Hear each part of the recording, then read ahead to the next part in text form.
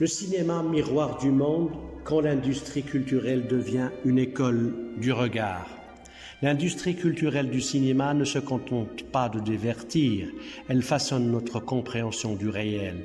Elle nous offre des récits qui interrogent la société, dévoilent ce que nous voulons pas voir et transforment des histoires individuelles en symboles universels. À travers une image, un silence ou un visage, le cinéma révèle les failles du monde autant qu'il éclaire nos propres zones d'ombre.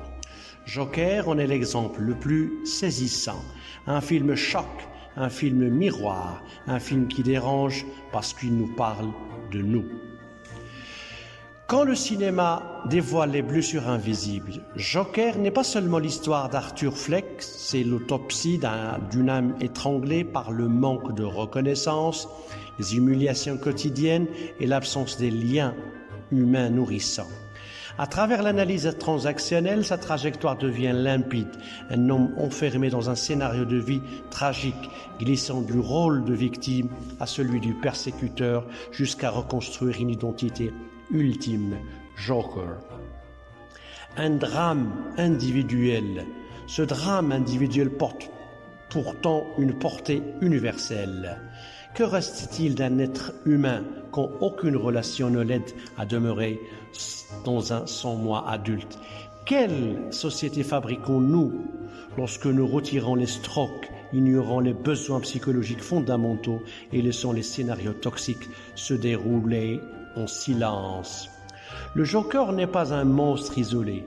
Il est le produit d'un monde où la solitude écrase, où les interactions blessent plus qu'il ne répare, où l'indifférence devient un carburant de violence. Et c'est là que l'industrie culturelle du cinéma révèle toute son utilité. Elle transforme des blessures individuelles en miroirs collectifs, donne un visage à nos aveuglements sociaux et ouvre un espace de réflexion que les discours ordinaires peinent à déclencher.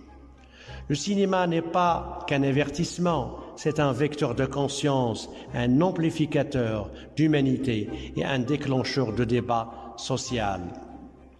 En fin de compte, Joker nous interpelle. Comprendre un individu, c'est aussi interroger la société qui le façonne.